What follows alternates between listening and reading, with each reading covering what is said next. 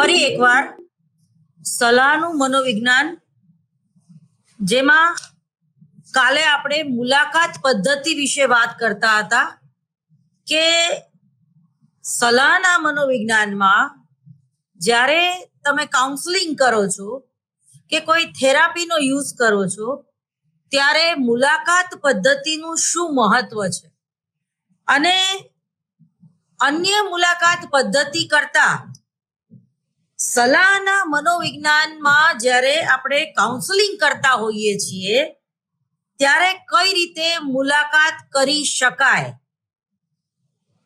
મુલાકાત લેવાની ટેકનિક વિશે હવે આપણે વાત કરીશું.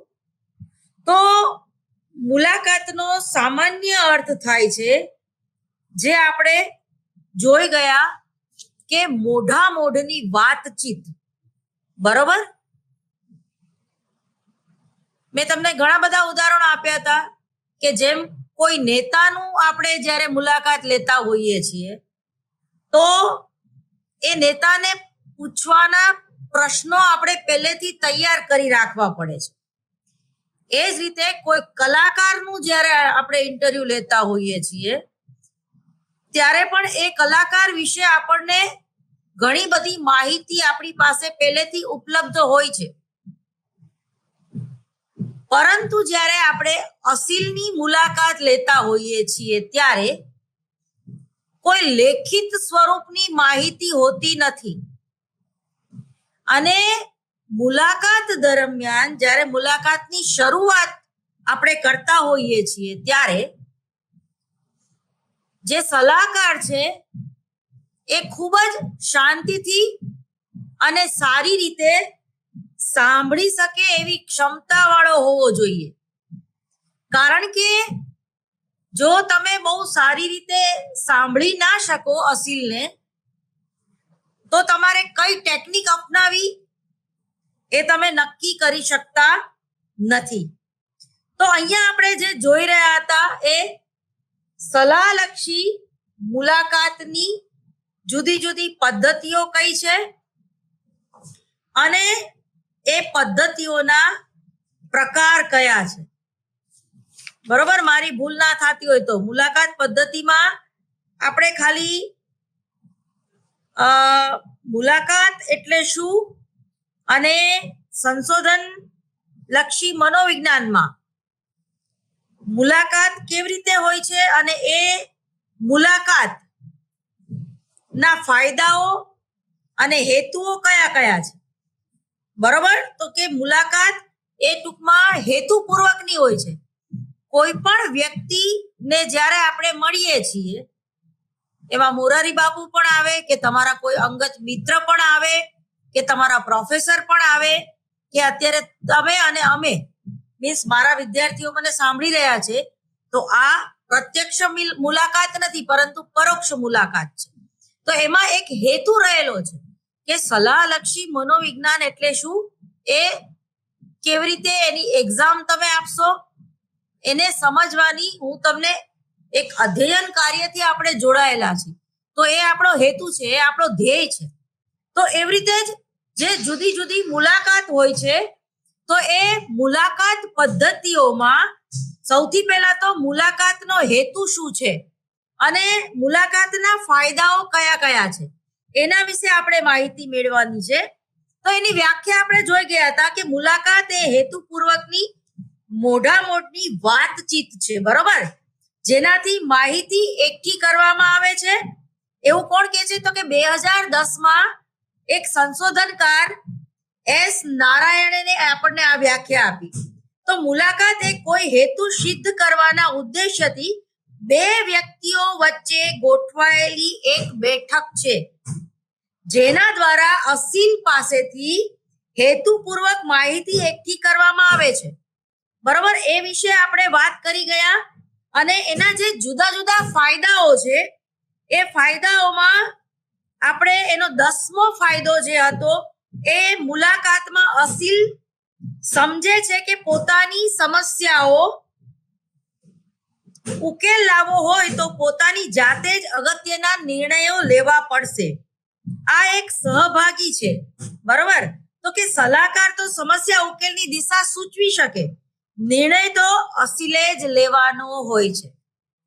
બહુ શરૂઆતમાં જ્યારે આપણે સલાહનું મનોવિજ્ઞાન એટલે શું એની વાત કરતા હતા ત્યારે પ્રસ્તાવનામાં જ મેં કીધેલું કે કોઈ સલાહકાર પાસે, કોઈ મનોપચાર પાસે કે કોઈ ગુરુ પાસે એવી જાદુઈ લાકડી નથી કે અસીલ ઉપર ફેરવી દો અને રાતોરાત સાજો થઈ જાય.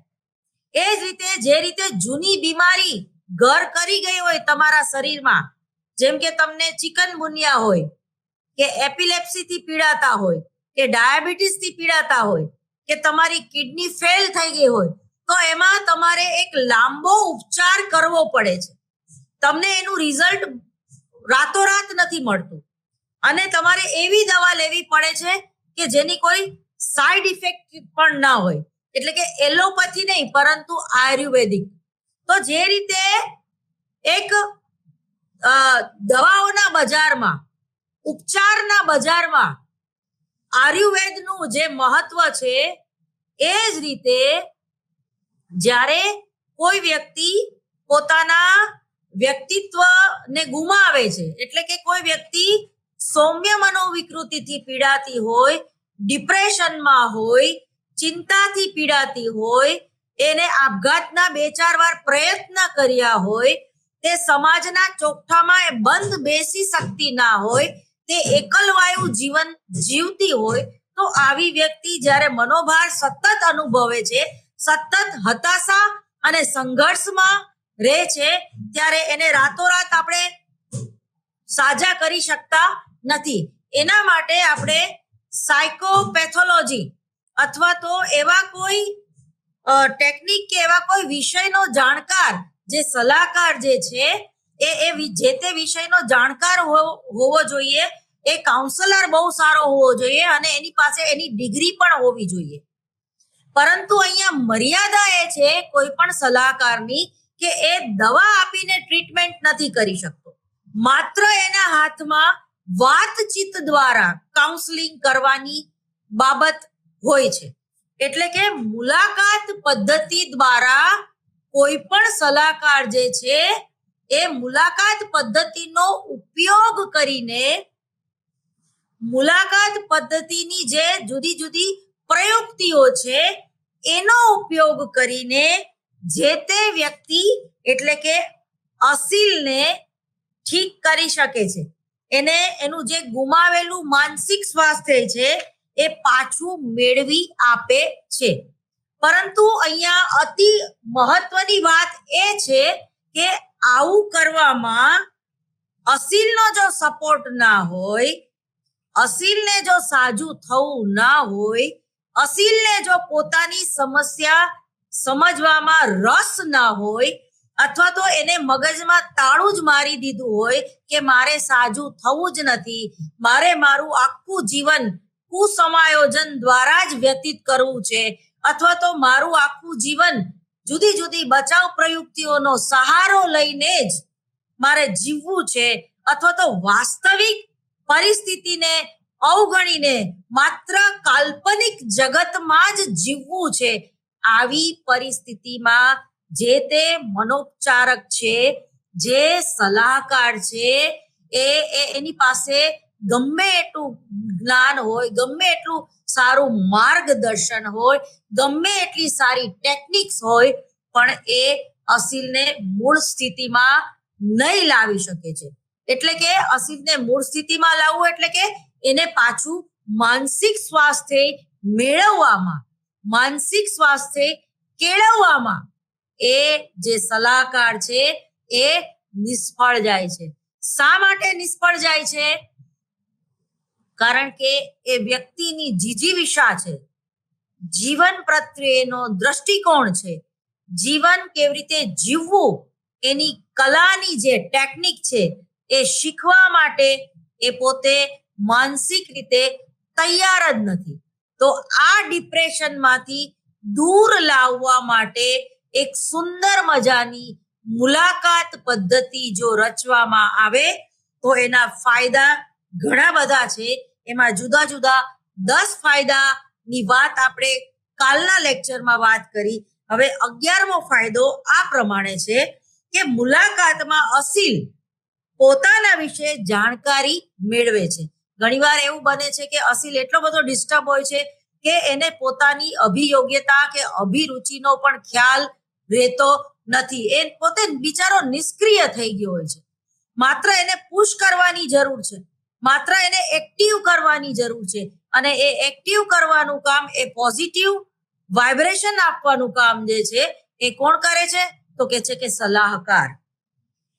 તો પોતાની સમસ્યા વિશે માહિતી એ મેળવે છે, સલાહ પ્રક્રિયા વિશેના અંગત અભિપ્રાયોને જાણે છે. આપણે જાણીએ છીએ કે મુલાકાતમાં અસીલ અને સલાહકારને લગતા ઘટકો ખૂબ જ નોંધપાત્ર છે. કેટલીક વાર આપણને સાવ શુલ્લક લાગે તેવી માહિતી સમસ્યા અંગે સારું દિશા સૂચન પૂરી પાડે છે. ઘણીવાર તમને એમ થાય કે આ મેડમ કેવી ટિપ્સ આપે છે કે સવારે ઉઠીને તમારે તમારી જાતને I love you, I love you, I love you Neha એવું કહેવાનું, અને એમાં પણ યાદ રાખવાનું કે આઈ ઓલવેઝ કેપિટલ હોય છે. એટલે કે આપણે અહમ કેન્દ્રીય વ્યક્તિત્વ ધરાવતા હોઈએ છીએ, એટલે જે છે એ આ સુખ આપણેથી ભાગે છે, બરાબર, અને સમાયોજનની કક્ષા આપણી ઘટાડે છે. કારણ કે અહમ બ્રહ્માસ્મી, એક જ્યારે આપણામાં હવા આવી જાય છે પૈસાની, કે મારી આગળ આઈ એમ સમથિંગ, કે હું કંઈક છું, અથવા તો મને જીવનમાં બધું જ મળી ગયું હોય છે. એટલે શાહબુદ્દીન રાઠોડ હંમેશા પોતાના લેક્ચરમાં કહેતા હોય છે, પોતાના એ હાસ્ય કલાકાર છે અને એક બહુ સારા વક્તા છે, એનેથી વધારે બહુ સારા શિક્ષક છે. તો એમ કહેતા હોય છે કે આઈ ઓલવેઝ કેપિટલ, અને યુ, હું તને ચાહું છું, આઈ લવ યુ. આ જે યુ આવે છે ને, યુ ને ચાહવું બહુ અઘરું છે. કારણ કે જ્યારે તમે યુ ને ચાહવા નીકળો છો ત્યારે તમે તમારી જાતનો અનાદર નહીં કરી શકો. અને તમે જ્યારે ખરેખર કોઈની મૈત્રી અપનાવો છો, અથવા તો ત્યારે યુ એ સામેની વ્યક્તિ આવે છે જે તમારાથી તદ્દન અલગ છે, એ માનીને જ ચાલવાનું છે. હવે તમારા હાથમાં માત્ર શું છે? તો કે વચ્ચે રહેલો LOVE, લવ, પ્રેમ, સ્નેહ, સહાનુભૂતિ, બરોબર, દયા, કરુણા, માત્ર એ જ તમારા હાથમાં છે. જે રીતે ઉકેળા ઉપર પણ સૂર્ય પ્રકાશે છે, એ પોતાનો પ્રકાશ ઉકેળાને આપે છે, એ ભેદભાવ નથી રાખતો કે અહીંયા સરસ મજાના ગુલાબનું ફૂલ ખીલ્યું છે તો એના ઉપર જ હું પ્રકાશું, ઉકેળા ઉપર પ્રકાશું નહીં, એવો એ ભેદભાવ નથી રાખતો. એવી રીતે જ કોઈ પણ જે સલાહકાર છે એ અસીલ ગમે તેવો હોય, ગમે તે ધર્મનો હોય, ગમે તે જ્ઞાતિનો હોય, ગમે તે દેશનો હોય, ગમે તે બીમારીથી પીડાતો હોય, કે ગમે એટલો આપશબ્દો પણ બોલતો હોય, કે એનામાં ઘણી બધી ત્રુટીઓ કે ઘણી બધી ખામી હોય, પણ એને લવ એટલે કે સ્નેહ, અથવા તો એને એક મોટા ભાઈ કે સ્નેહી જેવું વર્તન તમારે પૂરું પાડવાનું છે. એટલે કે આઈ ને એક બાજુ મૂકવાનો છે, યુ ને એટલું બધું મહત્વ નથી આપવાનું, કારણ કે લવ, પ્રેમ, અનકન્ડિશનલ લવ, અપેક્ષા વગરનો પ્રેમ જ માત્ર સલાહકારના હાથમાં છે, બાકી કંઈ જ નથી. એટલે સલાહકાર બનવું એ બહુ મોટી ચેલેન્જ છે. ઘણીવાર તમે પુસ્તકીય જ્ઞાનથી એટલા બધા પ્રેરિત હોવ છો કે કોઈ તમને કાઉન્સલિંગ કરવા માટે તમને એક મુલાકાત આપવાનું કે, અને એ કોઈ સ્કિઝોફ્રેનિક પેશન્ટ હોય જ્યારે, તો તમે તરત જ એને ફોનમાં જ ધડ કરતી ના આપી દો છો કે ભાઈ એ સ્કિઝોફ્રેનિક પેશન્ટ છે એટલે હું એનું કાઉન્સલિંગ નહીં કરી શકું. પરંતુ એ વાત ખોટી છે.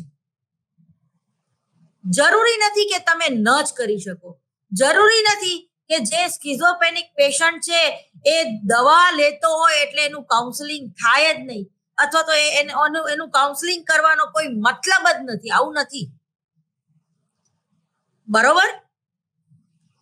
તમારા શરીરમાં દરેક પ્રોટીન અને વિટામિન છે જ, વિટામિન ડી છે જ, છતાં જો તમે તડકો ના લ્યો તો એ વિટામિન ડી પૂરું થઈ જશે.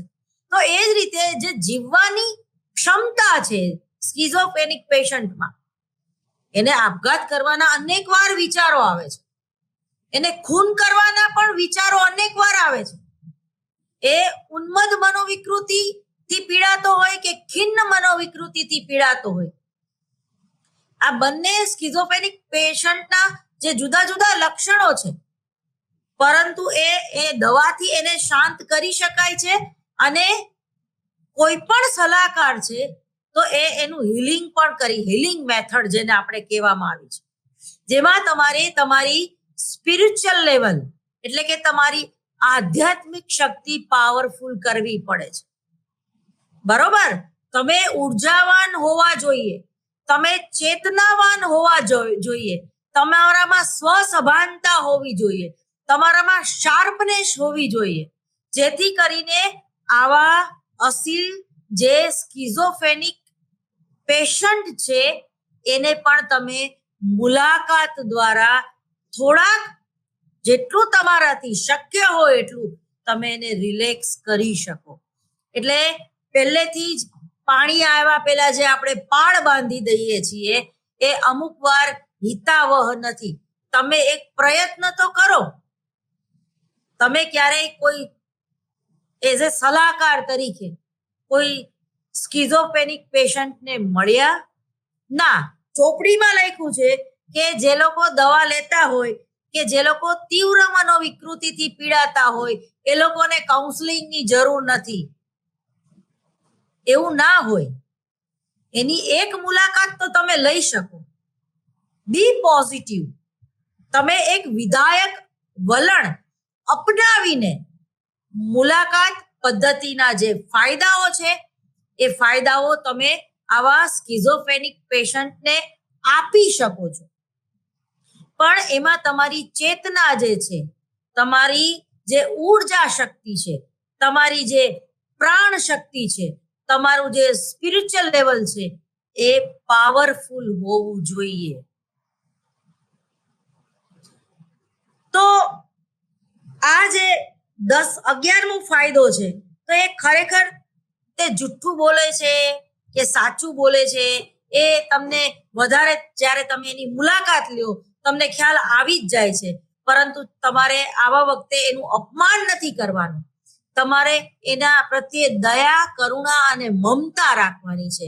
તમારામાં જો સહન શક્તિ નહીં હોય, તમારામાં જો જતું કરવાની ભાવના નહીં હોય, તમારામાં જો સાંભળવાની ક્ષમતા નહીં હોય તો તમે એ અસીલને સહન નહીં કરી શકો. એટલે આ તમારામાં કેપેસિટી હોવી જોઈએ. એટલે ઘણા બધા અનુભવોથી તમે ભરપૂર હોવા જોઈએ. એ પછી જે કસોટી સિવાય પણ મુલાકાત દ્વારા અસીલના વિચારો, લાગણીઓ, આશા, અરમાનો અને પસંદગીને જાણી શકાય છે. વાતચીત દરમિયાન સલાહકાર અસીલના ચહેરાના હાવભાવ, ગુસ્સે થવાનું વર્તન, ખુરશી ઉપર આગળ બેસવું, વારંવાર અદબ વાળીને બેસવું વગેરે બાબતોનું અવલોકન કરવાનો અમૂલ્ય અવસર મુલાકાતમાં મળે છે. કેટલીક મુલાકાતો ઉપચારાત્મક હોય છે, એટલે કે તેમાં અસીલની મુશ્કેલી કે માનસિક બીમારીનો ઉપચાર થાય છે. આવી મુલાકાતમાં વ્યક્તિના ભૂતકાળના બનાવો, માતા પિતા અને મિત્રો સાથેના સંબંધો વગેરે અગત્યનો ભાગ ભજવે છે.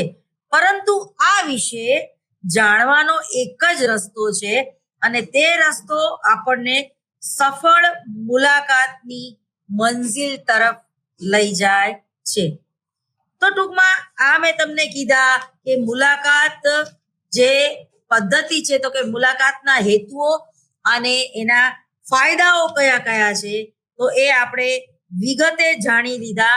અને એમાં જે જુદા જુદા ફાયદાઓ છે એ કેટલા પ્રકારના ફાયદાઓ છે તો કે છે કે 12 પ્રકારના ફાયદાઓ છે. બરોબર? તમારા પાઠ્યપુસ્તકમાં છે, જરાક નજર ફેરવી લેજો. એક્ઝામમાં પણ ક્યારેક પૂછાતું હોય છે. એ પછી છે મુલાકાતની શરૂઆત.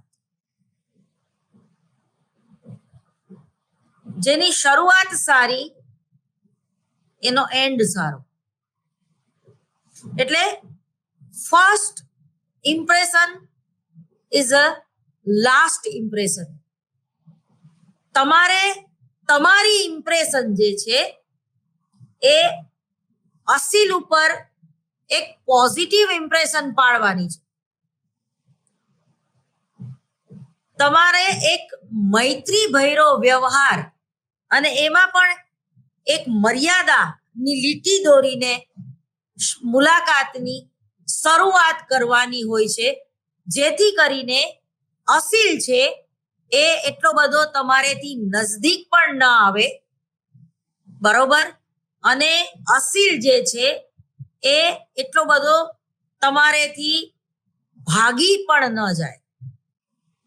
એટલે મધ્યમ માર્ગ અપનાવવાનો છે, બરાબર. એવા કોઈ ઉદ્ગાર નથી બોલવાના કે અસીલ જે છે એને એમ થાય કે ઓહો આની હારે તો ગમે તેવું વર્તન કરશું તો ચાલશે.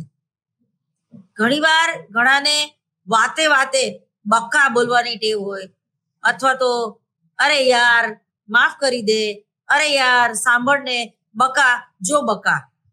તો આ જો એવી તમને ટેવ હોય તો એ સલાહના મનોવિજ્ઞાનમાં વખોડી કાઢવા જેવી ટેવ છે. ટૂંકમાં આવા કોઈ ઉદ્ગાર કાઢવાની જરૂર નથી. હા, તમે એના નામથી બોલાવી શકો. દાખલા તરીકે હું હંમેશા વ્યક્તિગત માહિતી પત્રક જે છે એમાં સામાન્ય પ્રકારના પ્રશ્નો હોય છે, તો એ હું અસીલ પાસે એ પુરાવતી હોઉં છું. દાખલા તરીકે તમારું નામ શું છે, તમે તમારા દેશનું નામ શું છે, તમારા રાજ્યનું નામ શું છે, અથવા તો તમારી ડિગ્રી શું છે, તમે એજ્યુકેશન કેટલું લીધું છે, કયા વિષય સાથે તમે પીએચડી થયેલા છો, અથવા તો કયા વિષય સાથે તમે ગ્રેજ્યુએટ થયેલા છો, અથવા તો 10 ધોરણ પાસ છો તો કયો વિષય તમને. આવા સામાન્ય પ્રકાર, બહુ લાંબુ નહીં, પણ વ્યક્તિગત માહિતી પત્રક, એટલે કે એનો તમને સામાન્ય ખ્યાલ આવી જાય, બરોબર. અથવા તો તમે કોઈ રોગથી પીડાવ છો, આવા ભારેખમ પ્રશ્નો ના પૂછે, બરોબર. કારણ કે એને યાદ કોઈ વ્યક્તિ રોગથી પીડાતો હોય તો એને આપણે પૂછીએ તો એ યાદ કરવું પણ એક જેને કહેવાય કે પીડાજનક છે. તો વ્યક્તિગત માહિતી પત્રક ઘણીવાર આપણે જો બાળક હોય અને એ બાળક ના ભરી શકે વ્યક્તિગત માહિતી પત્રકમાં, અથવા તો સાચું ઘણીવાર ના, તો ક્રોસ ચેકિંગ પણ તમે કરી શકો. એટલે કે માતા પિતાની મુલાકાત પણ તમારે લેવી પડે. તો મુલાકાતની શરૂઆતમાં તમારા અસીલ છે એની આજુબાજુ જોડાયેલા સભ્યો, એનો મિત્ર પણ હોઈ શકે, એની માતા પિતા, મોટો ભાઈ કે નણંદ ભાભી ગમે તે હોઈ શકે, ઇવન એનો ટીચર પણ હોઈ શકે. તો સામાન્ય માહિતી એકત્રિત કરવા માટે તમારે એવું બને કે કોઈ એવી સમસ્યા હોય જે બહારથી ઊભી કરેલી હોય. દાખલા તરીકે એક કેસ મારી આગળ એવો આવેલો છે કે એ વ્યક્તિને એન્જિનિયર બનવું હતું ને એને મારી મચડીને એને ડોક્ટર બનાવી દેવામાં આવી, અને હવે એ વ્યક્તિ એટલી બધી જીદે ચડી છે કે હવે એને ડોક્ટરની પ્રેક્ટિસ નથી કરવી. હવે એ એમ કે છે કે તમારી ઈચ્છા મેં પૂરી કરી, ભલે હું 26 કે 38 વર્ષનો થઈ ગયો, પણ હવે મારે છે ને, હવે મારે એન્જિનિયરિંગ કરવું છે. તો આવી વ્યક્તિને તમે મારી મચડીને સલાહકાર પણ એને એવી સલાહ ના આપી શકે કે ભાઈ હવે તો તું MBBS થઈ ગયો, હવે તો તારે લગ્ન કરવા જોઈએ, એના બદલે હજી તારે એન્જિનિયરિંગ નું ભણવું છે. તમે વ્યક્તિગત જીવન ઉપર કોઈ તમારી એ તરાપ ના મારી શકે, પરંતુ તમારે એને સમજાવવો પડે મુલાકાત પદ્ધતિ દ્વારા કે તું પ્રેક્ટિસ તો ચાલુ કરી દે. આખો દિવસ તું પ્રેક્ટિસ નહીં કરતો, 6 કલાક પ્રેક્ટિસ કર અને 6 કલાક એક્સટર્નલ, કારણ કે એન્જિનિયરિંગમાં તો રેગ્યુલર કોલેજે જવું પડે, એટલે તમે એને એક્સટર્નલ નું પણ ના કહી શકો. તો ઘણીવાર એવા પ્રશ્નો આવતા હોય છે કે ખરેખર બિચારા એને જે અસીલ છે એને કાઉન્સેલિંગની જરૂર નથી હોતી, પણ એના માતા પિતાને કાઉન્સેલિંગની જરૂર હોય છે.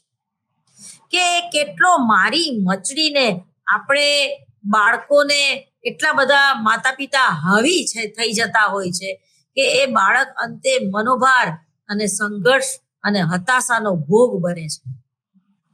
અને ઘણીવાર તો એ સ્કિઝોફ્રેનિક પેશન્ટ પણ બની જાય છે. અને પછી જુદા જુદા ડોક્ટરો આગળ એની ટ્રીટમેન્ટ કરાવવામાં આવે છે અને કેસ જે છે એ આખો ચેરાઈ જાય છે, આખો બગડી જાય છે. અને ખરેખર એક ડાયા માણસને આપણે પાગલ કરી મૂકતા હોય છે. પાગલ હોતો નથી.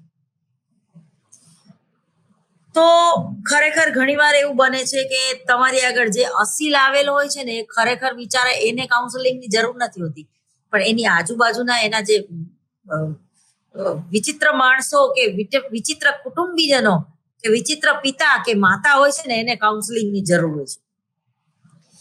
તો ટૂંકમાં મુલાકાતની શરૂઆત તમે કઈ રીતે આવું તમારે ટૂંકમાં અત્યારે જે કંઈ હું બોલી તો તમારા અસીલનું બેકગ્રાઉન્ડ તમારે જાણવું પડે છે.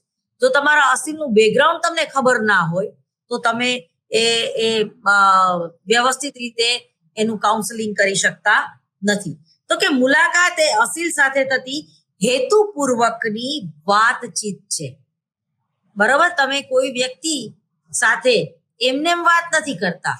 એમાં તમારો ધ્યેય, હેતુ અથવા તો તમારી એક માહિતી મેળવવાની એક જરૂરિયાત સંકળાયેલી હોય છે.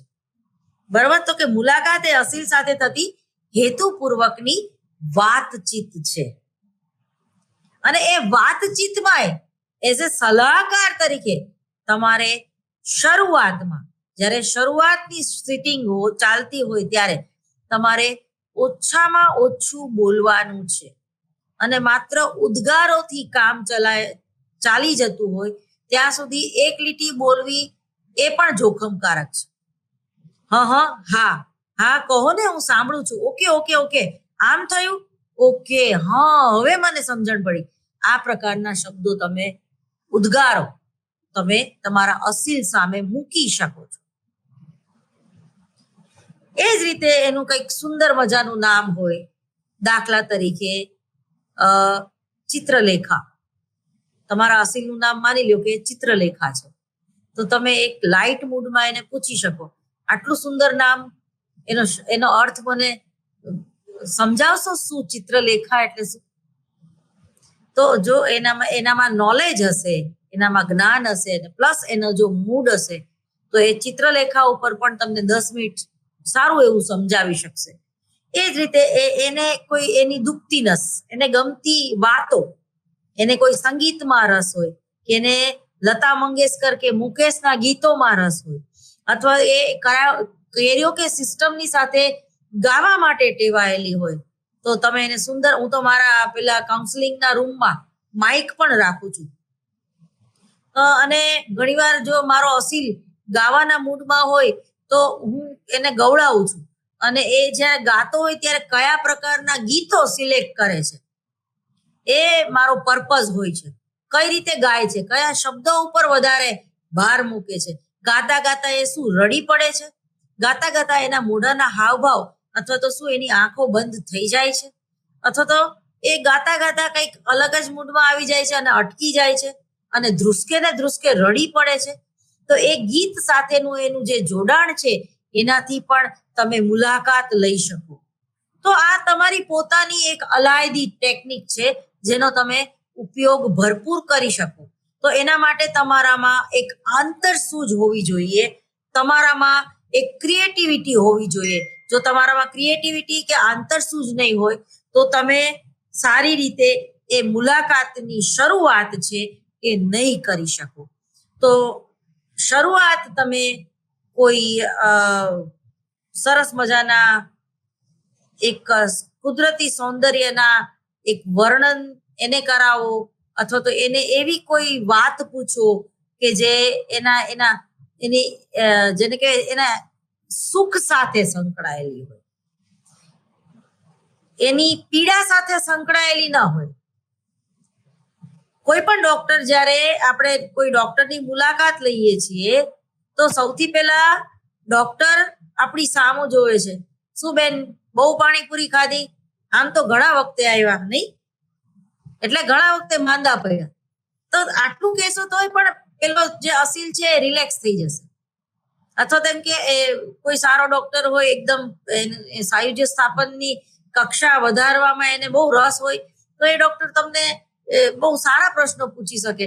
શું બેન બા આજે રજા ઉપર, આજ તો હવે ઇન્જેક્શન આપી જ દેવું પડશે. તમે આમ નામ મને મળવા આવો મને ગમશે, પણ દવાખાનાની મુલાકાત લેવું પડે તો એ તમારા માટે ને મારા માટે બહુ ખરાબ છે. આવું કેવું પડે, બરોબર? તમને તો પૈસા મળે છે, એ તમારી આગળ ટ્રીટમેન્ટ કરાવવા આવે છે, પણ તમારે એને આ રીતે રિલેક્સ કરવો પડે કે તું કોઈ પણ બીમારીથી પીડાશ તો એમાં હું તને હેલ્પિંગ નેચર હોવો જોઈએ, ટૂંકમાં કોઈ પણ સલાહકારનો. બરોબર? તમને ના પાડી હતી તો પાણીપુરી ખાધી, રાત્રે ઉજાગરા કરો છો, ખોટું ટેન્શન લ્યો છો, માતા પિતાનું માનતા નથી, હા તમારી ફરિયાદ બહુ છે. આ રીતે કાઉન્સેલિંગ ના કરી શકાય, એને ચાડી ખાધી કહેવાય. બરોબર? ઓલો ઘરે જઈને એના મમ્મી પપ્પા ઝઘડે કે તું ડોક્ટરને આવી નાનામાં નાની વાત કરી દેસ, મારી ઇમ્પ્રેશનની 1 2 3 કરી નાખસ. તો ટૂંકમાં મુલાકાત લેવી એક કલા છે, એક સાયન્સ છે, એક વિજ્ઞાન છે, એક વિશિષ્ટ જ્ઞાન છે. તો મુલાકાત એ અસીલ સાથે થતી હેતુપૂર્વકની વાતચીત છે. મુલાકાત કર્મચારીઓની પસંદગી માટે પણ ઉપયોગી છે. બજાર સંશોધન અને ગ્રાહક સંશોધનમાં પણ મુલાકાત ઉપયોગી નીવડે છે. પરંતુ સલાહ મુલાકાત આ બધી મુલાકાત પદ્ધતિથી અલગ પડે છે. સલાહ મુલાકાતના જે ધ્યેયો છે એ મુલાકાતથી અલગ છે. સલાહ મુલાકાતના મુખ્ય ધ્યેય છે એ અસીલને થેરાપી આપવાનું છે. શું આપવાનું છે? થેરાપી એટલે હીલિંગ કરવું. દરેક પ્રકારની મુલાકાતમાં અમુક મૂળભૂત ધ્યેયો સંતોષવા જોઈએ. ખરી વાત તો એ છે કે તેમાં મુલાકાત લેનાર અને આપનાર વચ્ચે સંઘર્ષ ન થવો જોઈએ. મુલાકાત લેનારે અસીલ સાથે સાયુજ્ય સ્થાપન કરવું પડે છે, તેને વિશ્વાસમાં લેવો પડે છે. સલાહ મુલાકાત અન્ય મુલાકાત કરતા અનોખી પદ્ધતિ છે.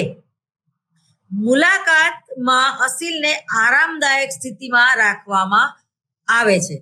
એમાં હેકની અન્ય જે ટેકનિક્સ છે એ ઉપયોગી પુરવાર થાય છે. તેને જે ટેકનિક આપીએ, મુક્ત રીતે વાતચીત કરવા માટે પ્રોત્સાહિત કરવા. મુક્ત રીતે વાતચીત કરવા માટે પ્રોત્સાહિત કરવા.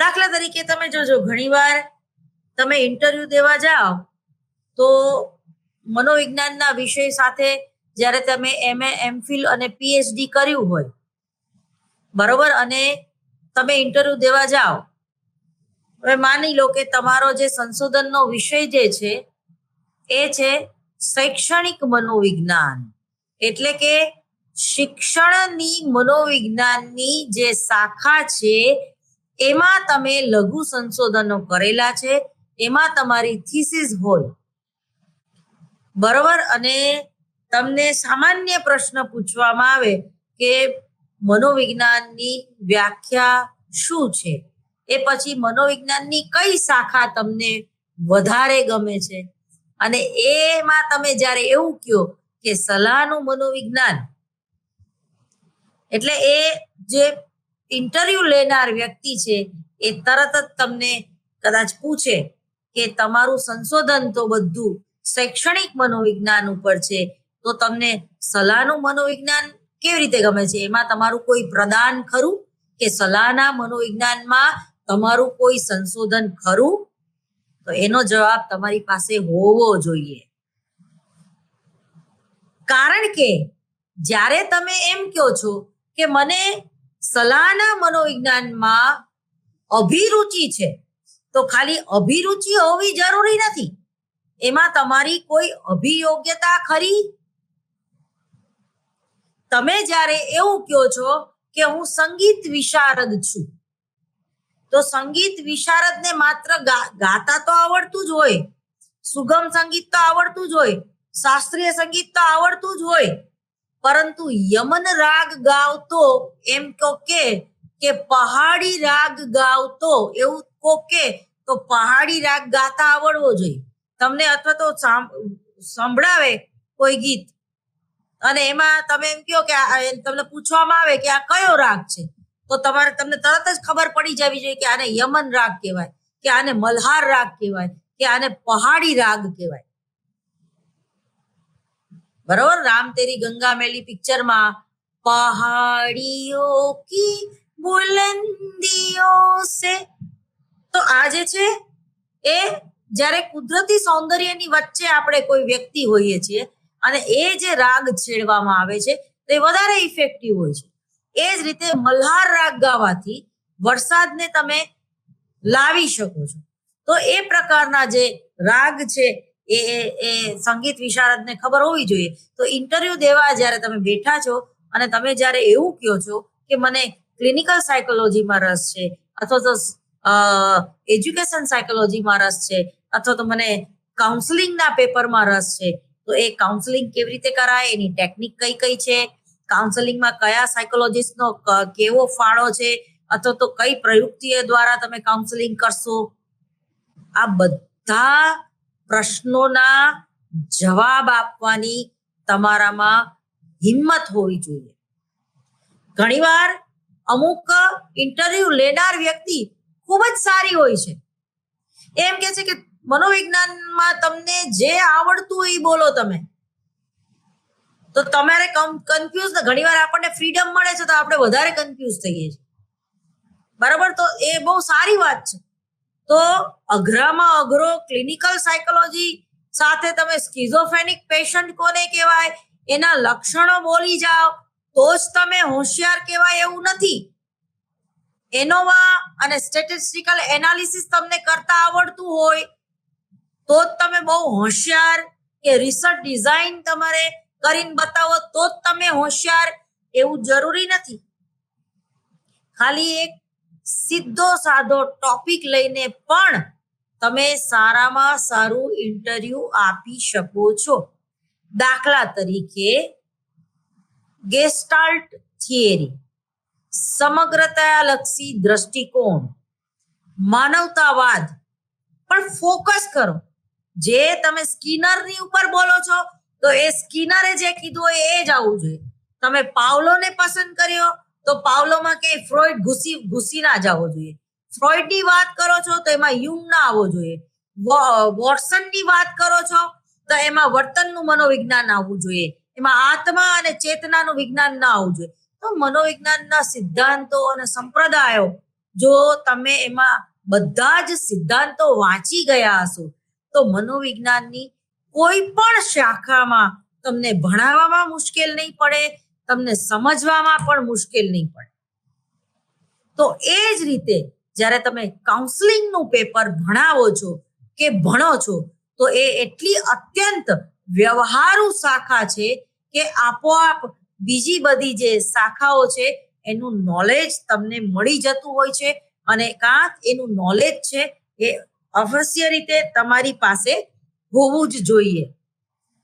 તો સલાહ મુલાકાતમાં અસીલને આરામદાયક સ્થિતિમાં રાખવામાં આવે છે. તમારે આરામદાયક સ્થિતિમાં નથી બેસવાનું. તમારે કેમ બેસવાનું છે? આ હું બેઠી એમ. બરોબર. આ હું આમ ટેકો દઈને ભણાવું તો કેવું લાગે? બરોબર. મારે બોલ જે મારી આગળ છે, મારો જે અવાજ છે, મારું જે જ્ઞાન છે, બરોબર, એ અવાજ મારે ફેંકવાનો છે, બોલ મારે ફેંકવાનો છે, મારે તમને આપવાનો નથી. જો હું ફેંકીશ તો જ તમે ઝીલશો, જો હું આપીશ તો તમને એટલો મૂડ નહીં રહે. ઉદ્દીપન પ્રતિક્રિયાની આ એક મેથડ છે મુલાકાત પદ્ધતિ. બરોબર. એક્શન રિએક્શન અને રિએક્શન એક્શન. રિએક્ટ કરવું પણ બહુ ઓછું રિએક્ટ કરવાનું છે. કોણે?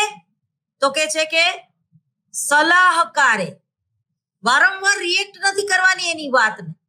એને બહુ સારી રીતે તમારે 45 મિનિટ સાંભળવો પડશે. અને જો એ વાચાળ નહીં હોય, એને વાતચીત કરવાની બહુ ઓછી આદત હશે, અથવા તો તમારો અસીલ જે છે એ આંતરમુખી હશે, અથવા તો મીંઢો જેને કહીએ છીએ એવો હશે, પોતાની માહિતી છુપાવવા વાળો હશે, તો એ માહિતી કઢાવતા એ મુલાકાતમાં સલાહકારનો ઘણીવાર દમ નીકળી જતો હોય છે.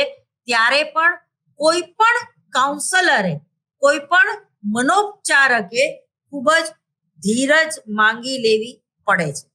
અને જ્યાં સુધી તમે ફ્રીડમ નહીં આપો, મુક્ત સાહચર્ય પદ્ધતિ નહીં અપનાવો, ત્યાં સુધી જે મુલાકાતી જે છે એ તમને મુલાકાત બરોબર આપી શકશે નહીં.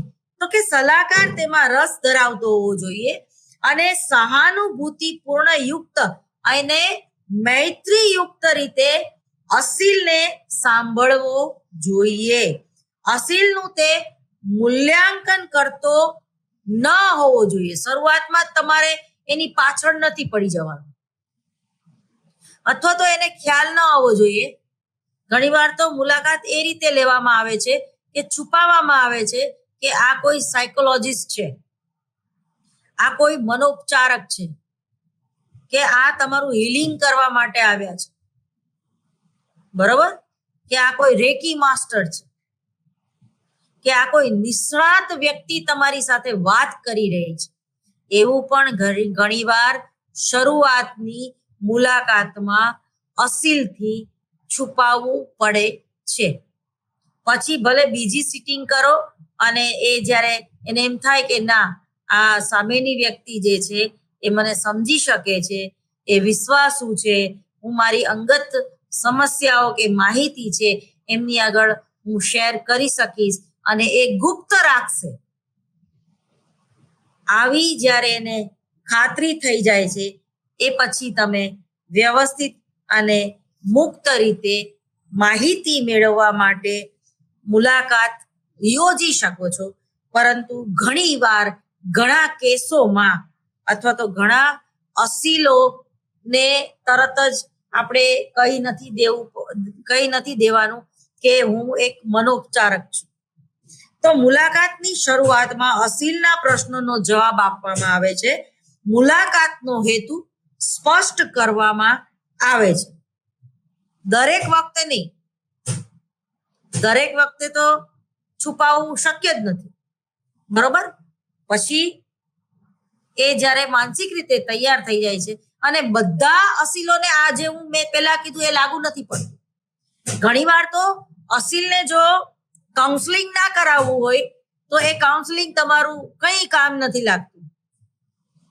જો એને જ પોતાને માનસિક રીતે સ્વસ્થ ન થવું હોય, ગુમાવેલું માનસિક સ્વાસ્થ્ય પાછું ન મેળવવું હોય, તો તમે ઘોડાને અવેડા સુધી લઈ જઈ શકો, પણ ઘોડાને તમે પરાણે ખોરાક આપી ન શકો કે પાણી પીવડાવી ન શકો. એ તો એને એની મેળાએ જ કરવું પડે. અધ્યાપન અને અધ્યયન પ્રક્રિયામાં ટૂંકમાં કોઈ પણ શિક્ષક જે છે એ વિદ્યાર્થીઓને શીખતા કરે છે, શીખવી નથી દેતો. શીખવું તો વિદ્યાર્થીઓએ એની મેળાએ જ જાતે જ શીખવું પડે છે. પણ શિક્ષક શું કામ કરે છે? તો કે શીખતા કરે છે વિદ્યાર્થીઓને. તો એવી રીતે જ મુલાકાત પદ્ધતિ દ્વારા જે કાઉન્સલર જે છે, જે મનોપચારક જે છે, એનો ઉપચાર ત્યારે જ કરી શકે જ્યારે અસીલને પોતાનો ઉપચાર કરાવવો હોય. કોઈ પણ વસ્તુ તમે જબરજસ્તીથી કરી શકો નહીં. હવે અસીલ પાસેથી પ્રશ્ન કે સમસ્યા વિશે માહિતી મેળવવામાં આવે છે. હાલ કયો પ્રશ્ન છે, કેટલા લાંબા સમય સુધી એ પ્રશ્નથી તમે પીડાઓ છો, અથવા તો અસીલ સલાહ માટે પહેલા આવવાને બદલે હવે કેમ આવ્યો. અસીલ પાસેથી વધારે ચોક્કસ અને વિશિષ્ટ માહિતી મેળવવામાં આવે છે. આ ઉપરાંત મુલાકાત લેનાર અસીલની વર્તમાન જીવન પરિસ્થિતિ વિશે માહિતી મેળવાય છે અને માનસિક તંદુરસ્તી અને તબીબી ઇતિહાસ બંને અગત્યની વાત છે. તબીબી માંદગી અને અકસ્માત વિશેની માહિતી અસીલની પરિસ્થિતિને પ્રભાવિત કરે છે. જેમ કે હાર્ટ એટેક આવી ગયો હોય, અસીલ કેટલા પ્રમાણમાં આલ્કોહોલિક અથવા તો ડ્રગ્સ લે છે, અન્ય કેફી દ્રવ્યોનું સેવન કરે છે કે નહીં, તે વિશેની માહિતી પણ ખૂબ જ અગત્યની છે. નિદાનાત્મક મુલાકાતમાં ખુલ્લા અંતવાળા પ્રશ્નો વધારે સારા નીવડે છે. જેમ કે મને તમારા કુટુંબ વિશે કહો, આવા ટૂંકા પ્રશ્નો પૂછવાના. પર્ટિક્યુલર કોઈ વ્યક્તિ વિશે કહો એવું નહીં કહેવાનું, પણ મને તમારા કુટુંબ વિશે કહો. આવા પ્રશ્નો તમે પૂછી શકો. અને કદાચ એવું બને કે એના કુટુંબ વિશે કહેવાનું તમને ટાળે તો તમારે અહીંયા ગરમ નથી થઈ જવાનું કે એવો દુરાગ્રહ નથી આપવાનો. એ બની શકે કે એના કુટુંબ વિશે ચૂપ જ રહે, એમ કે મને મારા કુટુંબમાં કોઈ રસ નથી, મને ના પૂછો તો સારું. તો ત્યાંથી એક સમસ્યા શરૂ થઈ કે એની જે કઈ પરિસ્થિતિ છે એ પરિસ્થિતિમાં દોષારોપણની જે પ્રક્રિયા છે એ પોતાના કુટુંબ ઉપર એ કરે છે. એને સારી રીતે ખબર છે ઘરમાંથી મને પ્રેશર આટલું બધું મળ્યું એટલે જ હું સાયકિક થઈ ગયો છું અને એટલે જ હું હતાશ થઈ ગયો છું. તો એ હતાશામાં પછી એને રહેવાની મજા પડે છે. એને એક બહાનું મળી જાય છે દારૂ પીવાનું. એ એકદમ ખુશ હોય તો એમ કે પાર્ટી કરવી છે, અને દુખી હોય તો કે આજ મેં બ્રેકઅપ કી પાર્ટી રખી. પછી દારૂ એક બહાનું થઈ જાય છે એના માટે. દુઃખમાં સુખમાં કે કોઈ સામાન્ય વ્યક્તિ હારે પણ એ પીવા બેસી જાય છે. તો જ્યારે કોઈ અસીલ બિચારો જે છે એ એના જીવનમાં જીવન જીવવાનો કોઈ હેતુ નથી રહેતો, જીવન જીવવાની એની પાસે કોઈ કારણ નથી રહેતું, કોઈ એને પ્રેમ નથી કરતું કે એ કોઈને પ્રેમ નથી કરી શકતો, એનું માનસ શંકાશીલ થઈ ગયું હોય છે. એને પાછું બ્રેકઅપ થવાની બીક લાગતી હોય છે, જેને કહેવાય કે દૂધનો દાજેલો છાસ પણ ફૂકી ફૂકીને પીવે એવી પરિસ્થિતિ થાય છે. ઘણીવાર પુરુષ અસીલ હોય તો એને સ્ત્રી જાત ઉપર નફરત થઈ જાય છે, અને ઘણીવાર જો સ્ત્રી અસીલ હોય તો એને પુરુષ જાત ઉપર નફરત થઈ જાય છે. તો આમાંથી જ્યારે તમારે એને બહાર કાઢવો હોય અથવા તો આમાંથી એને પોતાને બહાર નીકળવું હોય ત્યારે એ મદ્યપાનનો આદી થઈ જાય છે, એ ડ્રગ્સના રવાડે ચડી જાય છે, એ ચેન સ્મોકર બની જાય છે. એને સિગરેટ પીવામાં જ મજા આવે છે. એને પછી કોઈ મિત્રની જરૂર નથી પડતી. એનો ફોન પણ કલાકોના કલાકો સુધી બંધ રહે છે. ઘણીવાર તમે એવું જોશો કે અચાનક કોઈ વ્યક્તિ વોટ્સએપ નો ઉપયોગ ઓછો કરી દે છે.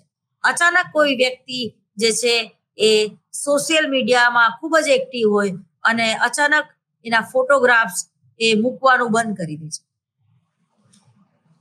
એ કંટ્રોલ કરતી હોય તો જુદી વાત છે, પરંતુ ઘણીવાર એ વ્યક્તિ ડિપ્રેશનમાં જતી રહી હોય, હતાશ થઈ ગઈ હોય, અથવા તો એ પોતાના બાહ્ય દેખાવથી સંતોષ એને ન થતો હોય તો પણ આવી રીતે એ સોશિયલ મીડિયામાં એક્ટિવ ઓછી થઈ જાય છે. તો આ પણ એક ડિપ્રેશનનું કારણ હોઈ શકે. એ વ્યક્તિ તમે જો જે વ્યક્તિ આપઘાત કરે છે તો એનું સોશિયલ મીડિયામાં એ ન્યૂઝમાં પણ તમે સાંભળો છો કે છેલ્લા 15 દિવસથી એને પોતે ટિકટોક અપલોડ નહોતું કર્યું, અથવા તો સોશિયલ મીડિયામાં કોઈ પોસ્ટ નહોતી મૂકી, અથવા તો એની જે છેલ્લી પોસ્ટ હતી તો એ આવી નિરાશાજનક હતી, અથવા તો એનું છેલ્લો જે વ્યક્તિને ફોન કર્યો તો એ વ્યક્તિને એ કહેતી ગઈ હોય કે ભાઈ હું શા માટે આપઘાત કરું છું, અથવા તો એ વ્યક્તિ એનો ફોન જ ના ઉપાડતી હોય, એને બ્લોક કરી દેવામાં આવી હોય એટલે એને આપઘાત કર્યો હોય. લગભગ 30 એના મિસ કોલ આવી ગયા હોય છતાં સામેની વ્યક્તિ જે છે એને રિસીવ ના કરતી હોય તો પણ એ વ્યક્તિ જે છે એ મનોભાર કે હતાશામાં સરી પડતી હોય છે. આજુબાજુ પણ કોઈ આવી વ્યક્તિ તમે જોવો તો 100% તમે જો એક મનોવિજ્ઞાનના વિદ્યાર્થી હોય તો તમે એને વ્યવસ્થિત રીતે ગાઈડ કરી શકો છો, એને મદદરૂપ થઈ શકો છો. તો ટૂંકમાં દારૂ લે છે કે કોઈ કેફી દ્રવ્યો લે છે એની માહિતી પણ સલાહકાર પાસે મનોપચાર પાસે હોવી જરૂરી છે. તો આ મુલાકાત પદ્ધતિ દ્વારા જે કંઈ વ્યક્તિગત માહિતી પત્રક મૌખિક કે લેખિત તમે ભરાવો છો, કે જે કાંઈ તમે 45 મિનિટ સુધી કે અડધી કલાક સુધી તમારા અસીલની સાથે વાતચીત કરો છો, તો એમાં તમારે આવા પ્રકારની માહિતી જે છે એ મેળવવાની હોય છે. ઘણીવાર અસીલ જે છે એ પહેલી જ મુલાકાતે તમને પૂરી માહિતી આપતો નથી, અથવા તો માહિતી છુપાવે છે, અથવા તો એ માહિતીની એને પોતાને જ ખબર હોતી નથી. આવું બને છે. દાખલા તરીકે એ કેટલો શાર્પ છે, અથવા તો એ કેટલો પોતાના બાહ્ય દેખાવ થી એ સ્વસભાનતા એનામાં કેટલી છે, તો તમે એને પૂછી શકો કે તમારી પાસે લગભગ લાલ કલરના કપડા કેટલા જોડી હશે, અથવા તો તમારી પાસે કેટલા પેન્ટ હશે, કેટલા શર્ટ હશે. તો એ તરત જ તમને જ્યારે જવાબ નથી આપી શકતો, અથવા તો એવું કહે છે કે મને કંઈ યાદ નથી, તો ત્યારે ઘણીવાર આપણને એ સ્વસભાન નથી, અથવા તો એનામાં શાર્પનેસ નથી, એવું તમે જજમેન્ટ બાંધી શકો છો. તો કુસ્ટરના સૂચનો આ પ્રમાણે છે કે મુલાકાતની શરૂઆતમાં કુસ્ટર નામના સાયકોલોજિસ્ટે આ જે સૂચનો કર્યા છે એ સૂચનો હું અત્યારે વાંચી જઉં છું, જે તમને પરીક્ષામાં ઉપયોગી થશે. તો પહેલું એમને સૂચન એ કર્યું કે સૌથી પહેલા સલાહ લેવા આવનારને સલાહકારે સલાહ કાર્ય અને સલાહ પ્રક્રિયા વિશે જણાવવું જોઈએ. બીજું છે, સલાહકાર પાસે કેટલીક વ્યક્તિઓ સલાહાર્થી જેવી જ સમસ્યા ધરાવતી અગાઉ આવી ગઈ હોય છે, જેમ કે કેટલો એને ફાયદો થશે તેની જાણ સલાહાર્થીને કરવી જોઈએ. આથી સલાહાર્થીને સલાહકારમાં વિશ્વાસ બેસે છે. ત્રીજું છે, સલાહાર્થી પોતાના પ્રશ્નોને નિખાલસ રીતે રજૂ કરી શકે તેવું પ્રોત્સાહન અને સૂચન એવું વાતાવરણ સર્જવું જોઈએ. ચોથું છે, સલાહકારે અનૌપચારિક વાત કર્યા પછી સલાહાર્થીની સમસ્યાની મહત્વની બાબતો ઉપર ધ્યાન કેન્દ્રિત કરવું જોઈએ. હવે પ્રારંભિક મુલાકાત ઈસવીસન 1982 જે સંશોધનો થયા એ દ્વારા પ્રારંભિક મુલાકાતમાં જે મનોપચારક જે છે તો એ કઈ રીતે ફાયદા મેળવી શકે, તો વર્તમાનમાં કેવી રીતે ફેરફાર લાવો તે અંગે એક આખું જે મોડેલ તૈયાર કર્યું છે એના વિશે આપણે વાત કરીએ તો અસીલની તત્પરતા ઉપર પણ ભાર મૂકવામાં આવવો જોઈએ કે અસીલ કેટલો તત્પર છે પોતાની સમસ્યાના ઉકેલ મેળવવા માટે. એ ખૂબ જરૂરી છે, પણ લગભગ તત્પર હોતા નથી. કેટલીક વાર એવું બને છે કે અસીલ પોતે પોતાની સમસ્યાથી જ અજાણ હોય છે, ત્યારે પરિવર્તન ઈચ્છે નહીં. આ તૈયારી તબક્કામાં અસીલ પોતે તેની સમસ્યાઓ અંગે કાર્યશીલ બને છે અને ત્યાર પછી કાર્યશીલતા વર્તનમાં પરિણમે છે. સમસ્યા અંગે તેઓ અસરકારક વર્તન કરે છે અને છેલ્લે જાળવીએ તો તબક્કો આવે છે જેમાં અસીલ અર્થપૂર્ણ વર્તનિક ફેરફારો દર્શાવે છે અને પુનઃ ઉથલો ન આવે તેની કાળજી રાખે છે.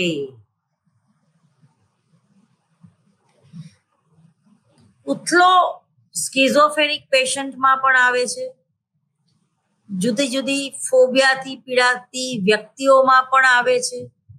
એક વ્યક્તિ ડિપ્રેશનનો ભોગ બની હોય તો બીજી વાર પણ એ બની શકે છે. એ જ રીતે તાણ એપિલેપ્સીથી વ્યક્તિ જ્યારે પીડાતી હોય તો ઘણીવાર એ કાઉન્સેલિંગથી પણ સાજી થઈ શકે છે. દરેક વખતે ભારેખમ દવાના ડોઝ લેવા કે ઊંઘની ગોળી ખાવી એ જરૂરી બનતું નથી.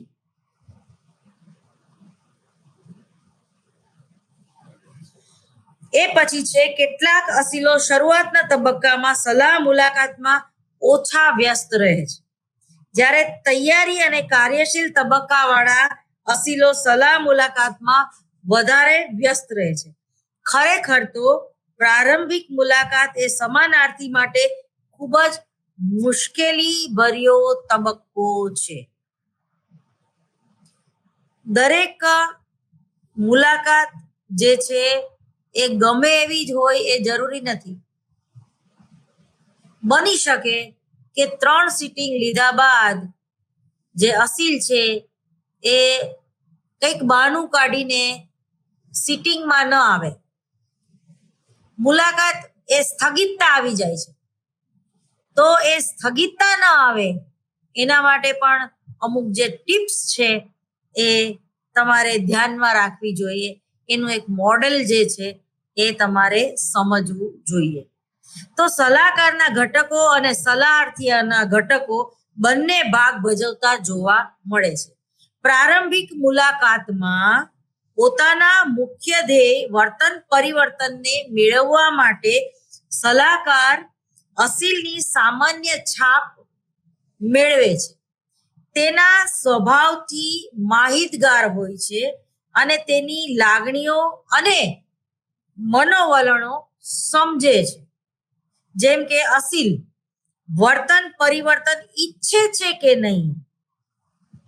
ઘણીવાર અસીલ જે છે એ જુદી જુદી બચાવ પ્રયુક્તિઓ દ્વારા દોષારોપણ વારંવાર કરે રાખતો હોય છે કે ભાઈ આજે મારો મૂડ નથી, આજે તો હું કંઈક બહાર ફરવા જવાના મૂડમાં છું, કે આજે મને મારા મમ્મી પપ્પા બહુ યાદ આવે છે એટલે હું તમારી પાસે નહીં આવું, અથવા તો આજે તો મારે ઉપવાસ છે એટલે હું આજે મુલાકાત લેવા માટે નહીં આવું કે મારું કાઉન્સેલિંગ કરાવવા માટે નહીં આવું.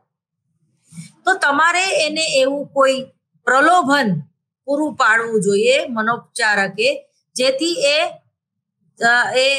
જે પ્રલોભન જો તમે આપશો તો દાખલા તરીકે તમે એને એવું કહી શકો કે આજે તો આપણે ગેમ રમવાની હતી, આજે તમારું કાઉન્સેલિંગ મારે કરવાનું જ નહોતું, આજે તો હું પણ તમને મળવાના બહુ જ જુદા જ મૂડમાં હતી, તમે ફરીવાર વિચારી જો, હું તમને 10 મિનિટ પછી પાછો ફોન કરું, જો આજે આપણે મળી લઈ તો સારું, એમ તમે કંઈક સારું વધારે ફીલ કરશો એમ. તો તમે આવું બધું એને મનાવી શકો છો, એને કહી શકો છો. તો એ જે બચાવ પ્રયુક્તિઓ છે અથવા તો એ જે પોતાના કલ્પના જગતમાં રાચતો હોય છે, એને પોતાની જાતને બંધ કરી દીધી હોય છે અને એ જલ્દીથી કોઈને મળતો પણ નથી. આવી પરિસ્થિતિમાં એ જ્યારે તમારી સાથે 2 કે 3 સિટિંગ કરી ચૂક્યો હોય છે અને હવે એને બીક હોય છે કે તમે એની માનસિકતા વિશે જાણી જશો, અથવા તો ભૂલ એની પોતાની જ હતી, બીજાની નહોતી, ઈ એને કબૂલવું પડશે, અથવા તો એ તમને ખબર છે, અથવા તો એ તમે કેટલા ખોટા બોલા છો અસીલ, ઈ એને ખબર પડી ગઈ. તો એ ખબર પડી ગઈ તો એમાં કોઈ બહુ મોટો ભારેખમ ગુનો નથી કર્યો. દાખલા તરીકે તમારો જે અસીલ છે એ ગુનાહિત પ્રવૃત્તિ સાથે જોડાયેલો હોય તો વધુ આવતા અંકે નમસ્કાર.